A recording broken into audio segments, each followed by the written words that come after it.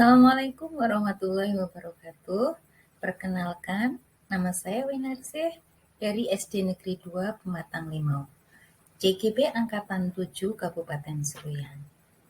Dalam kesempatan kali ini, saya ingin menyampaikan demonstrasi kontekstual pemikiran Ki Hajar Dewantara, yaitu tentang pendidikan yang berpihak pada murid. Ki Hajar Dewantara adalah pahlawan nasional sekaligus bapak pendidikan kita. Nama aslinya adalah Raden Mas Suwardi Suryaningrat. Namun, pada tahun 1922, lebih dikenal dengan nama Ki Hajar Dewantara. Ki Hajar Dewantara lahir di daerah Pakualaman pada tanggal 2 Mei 1889 dan meninggal di usia 69 tahun tepatnya pada tanggal 26 April 1959. Untuk mengenang jasa beliau, tanggal 2 Mei diperingati sebagai Hari Pendidikan Nasional. Beliau adalah seorang aktivis gerakan kemerdekaan Indonesia, politikus, kolumnis, dan pelopor pendidikan bangsa Indonesia ketika Indonesia masih di bawah kekuasaan Belanda. Filosofi Pendidikan Ki Hajar Dewantara. Menurut KHD tahun 2009, pendidikan dan pengajaran merupakan usaha persiapan dan persediaan untuk segala kepentingan hidup manusia, baik dalam hidup bermasyarakat maupun hidup berbudaya dalam arti yang seluas-luasnya. Pendidikan adalah tempat persemaian benih-benih kebudayaan. KHD memiliki keyakinan bahwa untuk menciptakan manusia Indonesia yang beradab, maka pendidikan menjadi salah satu kunci utama untuk mencapainya. Maksud pengajaran dan pendidikan adalah memerdekakan manusia. Manusia merdeka adalah manusia yang hidupnya lahir dan batin tidak tergantung pada orang lain, akan tetapi bersandar atas kekuatan sendiri.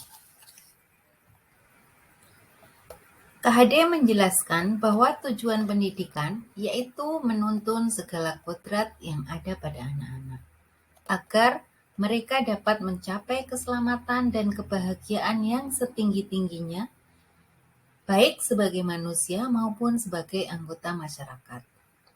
KHD mengibaratkan peran pendidik sebagai petani atau tukang kebun. Dalam proses menuntun, anak diberi kebebasan, namun pendidik sebagai pamong dalam memberi tuntunan dan arahan agar anak tidak kehilangan arah dan membahayakan dirinya. Seorang pamong dapat memberikan tuntunan agar anak dapat menemukan kemerdekaan dalam belajar. 3 kerangka perubahan KHD. Yang pertama adalah kodrat alam dan kodrat zaman. KHD menjelaskan bahwa dasar pendidikan anak berhubungan dengan kodrat alam dan kodrat zaman. Kodrat alam berkaitan dengan sifat dan bentuk lingkungan di mana anak berada, sedang kodrat zaman berkaitan dengan isi dan irama. Bila melihat dari kodrat zaman, pendidikan saat ini menekankan pada kemampuan anak untuk memiliki keterampilan abad ke-21. Sedang dalam memaknai kodrat alam, konteks lokal sosial budaya murid dari berbagai belahan dunia itu berbeda-beda. Misalkan, siswa dari bagian Indonesia Timur dengan bagian Indonesia Barat itu memiliki latar belakang yang berbeda. Begitupun juga dalam kondisi geografisnya, ataupun kondisi musim dan lain sebagainya. KHD menegaskan juga bahwa didiklah anak-anak dengan cara yang sesuai dengan tuntutan alam dan zamannya. Artinya, cara belajar anak di abad ke-21 itu berbeda dengan cara belajar murid di pertengahan dari akhir abad ke-20. Kodrat alam Indonesia yang memiliki 2 musim pun, serta bentangan alam mulai dari dari pesisir pantai hingga pegunungan, memiliki keberagaman dalam memaknai dan menghayati hidup. Demikian pula, zaman yang terus berkembang dinamis mempengaruhi cara pendidik menuntun para murid. Kerangka pemikiran yang kedua adalah asas trikon atau prinsip melakukan perubahan, yaitu yang pertama, kontinuitas, artinya pendidikan itu harus berakar pada akar budaya bangsa kita masing-masing. Yang kedua, konvergensi. Artinya, pendidikan menuju satu titik, yaitu memanusiakan manusia dan memperkuat kemanusiaannya. Yang ketiga adalah konsentris. Artinya, pendidikan itu menghargai keberagaman yang ada. Dan kerangka pemikiran yang ketiga adalah budi pekerti. Budi pekerti merupakan perpaduan antara cipta atau kognitif, karsa atau afektif, sehingga menciptakan karya atau psikomotor. Lebih lanjut, keluarga menjadi tempat utama dan paling utama, serta paling baik untuk melatih pendidikan sosial dan karakter bagi seorang anak. Budi pekerti merupakan keselarasan hidup antara cipta, rasa, karsa, dan karya. Budi pekerti melatih anak untuk memiliki kesadaran diri yang utuh, untuk menjadi dirinya, kemerdekaan diri, dan kemerdekaan orang lain.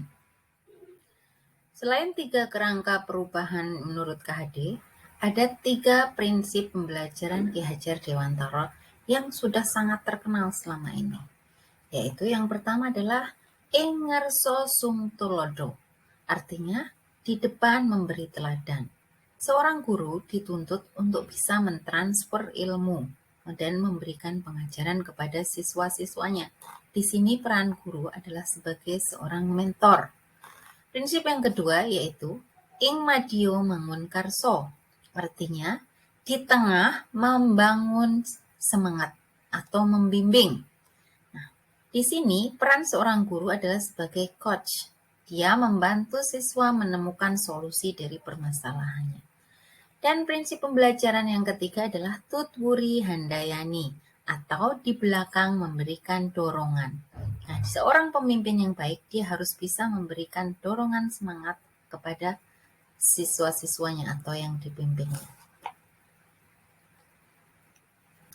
Dari penerapan 3 kerangka perubahan dan 3 prinsip pembelajaran KHD akan mewujudkan pendidikan yang berpihak pada murid. Bagaimana maksud pendidikan yang berpihak pada murid menurut KHD? Pendidikan yang berpihak pada murid merupakan pendidikan yang menitik beratkan peserta didik sebagai prioritas utama yang harus dilayani. Makanya di sini muncul istilah menghamba pada murid. Setiap anak memiliki kemerdekaan untuk belajar sesuai dengan keinginan dan kemampuan alamiah yang terbentuk dalam dirinya. Dalam pelaksanaannya, proses pendidikan harus berpusat pada anak dengan memberikan kemerdekaan kepada siswa untuk tumbuh dan berkembang.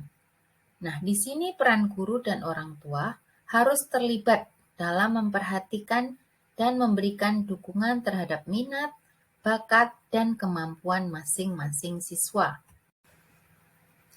Penerapan pendidikan yang berpihak pada murid di kelas dan sekolah yang sudah kami terapkan di SD Negeri 2 Pematang Limo yang sesuai dengan pemikiran Ki Hajar Dewantara, antara lain sebagai yang pertama kegiatan pembiasaan karakter dan literasi. Nah, di sini ada beberapa foto atau kegiatan yang sudah kami terapkan di sekolah kami. Yang pertama adalah kegiatan pembiasaan terkait karakter religius. Nah, ini juga sudah sesuai dengan profil pelajar Pancasila. Siswa diajarkan untuk melaksanakan ibadah sesuai dengan agamanya masing-masing. Yang kedua juga ada pembiasaan untuk salim, senyum, dan sapa kepada guru dan semua warga sekolahnya. Nah, selanjutnya ada pembiasaan hidup hemat.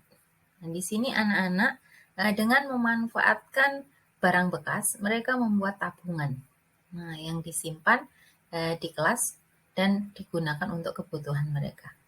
Selanjutnya ada lagi pembiasaan literasi dan pembentukan karakter. Di sini adalah upacara bendera yang dilaksanakan setiap hari Senin. Nah, karakter percaya diri, tanggung jawab, kepemimpinan, dan cinta tanah air diharapkan dapat muncul di sini. Selanjutnya lagi ada pembiasaan kepedulian. Jadi ketika ada siswa atau warga sekolah dan masyarakat yang tertimpa musibah, anak-anak kita ajarkan untuk peduli dengan memberikan sumbangan. Selanjutnya lagi ada pembiasaan untuk melaksanakan olahraga. Nah, di sini terkait sama kebutuhan fisik mereka untuk menjaga kesehatan. Selanjutnya lagi, kegiatan pembelajaran yang berpihak pada murid, seperti yang sudah saya sampaikan di depan, implementasinya di kelas kami, yang pertama adalah pendidikan berdiferensiasi. Siswa dengan keberagaman suku, adat, budaya, bahkan fisik dan kognitifnya, mereka diberikan kesempatan yang sama untuk belajar. Selanjutnya lagi, ada pembelajaran berbasis menggunakan media yang ada di sekitar kita. Nah, di dalam contohnya di sini menggunakan daun pisang untuk memecahkan persoalan pecahan. Selanjutnya lagi ada pembelajaran kegiatan home visit. Karena di daerah kami adalah daerah langganan banjir, jadi pendidikan terkadang terhambat. Oleh sebab itu, guru terkadang dituntut untuk berinisiatif sendiri, untuk bekerja lebih ekstra dengan mendatangi siswanya masing-masing. Kegiatan pembelajaran keagamaan dan budi pekerti juga diterapkan di tempat kami. Ada perlombaan, ada lomba pidato, dan lain sebagainya. Kegiatan terkait dengan seni budaya juga kami terapkan di sekolah. Dan yang terakhir adalah contoh kegiatan yang berorientasi atau berpihak pada siswa dengan memberikan kesempatan kepada mereka untuk mengeksplorasi kelasnya masing-masing dan untuk benar-benar mengeluarkan pendapatnya juga menjaga sekolahnya. Penerapan pembelajaran yang sesuai dengan pemikiran KHD di tempat kami yang selanjutnya adalah kegiatan P5 dan ekstrakurikuler. Ekstrakurikuler yang sudah kami laksanakan selama ini adalah yang pertama ada pramuka, pencak silat, seni,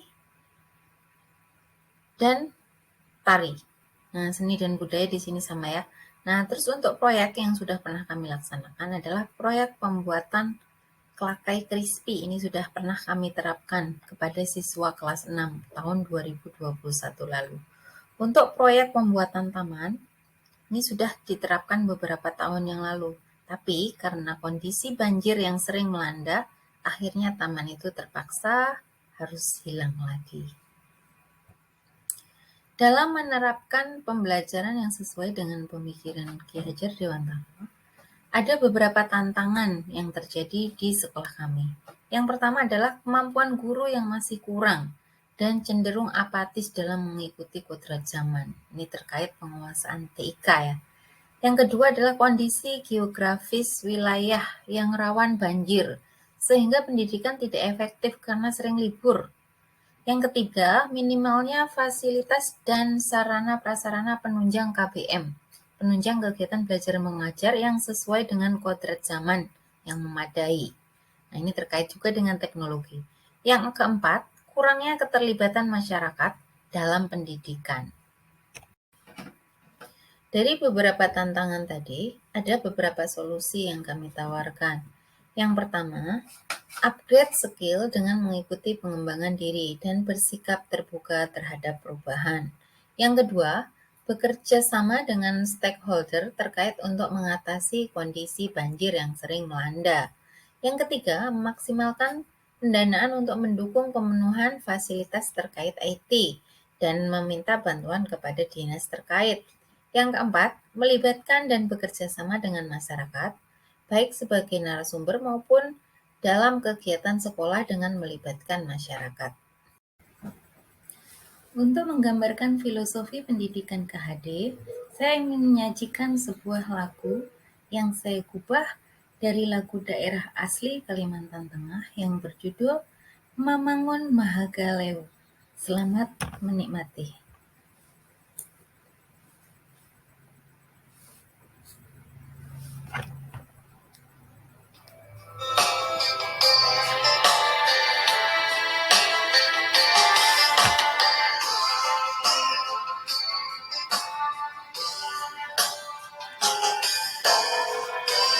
KHD Bapak Pendidikan kita, filosofinya sungguh luar biasa. Ayo guru semua belajar demi kemajuan pendidikan kita. Pendidikan itu persemaian benih-benih kebudayaan. Perubahan itu intinya, kemanusiaan esensinya. Kodrat alam dan kodrat zaman, asas trikon budi pekerti, 3 prinsip pembelajaran pendidikan yang memihak murid.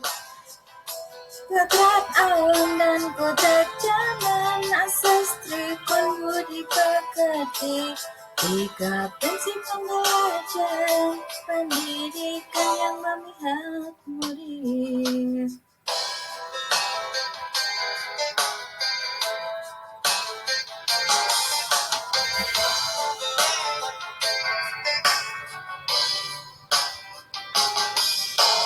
Engan sosung tulodo ing madio mangun karso, tuturi handayani, jadilah manusia sejati. Kodrat alam dan kodrat zaman, asas trikon budi pekerti, 3 prinsip pembelajaran pendidikan yang memihak murid. Gali potensi dan menuntut merdeka jiwa dan raga. Ayo bersama ciptakan perubahan. Terima kasih Bapak KHD, jasa tiada tara, demi ciptakan peradaban, jadi manusia seutuhnya.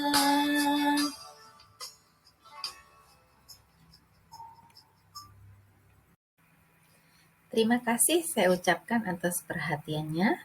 Salam hebat guru-guru semuanya. Billahi taufik wal hidayah. Wassalamualaikum warahmatullahi wabarakatuh.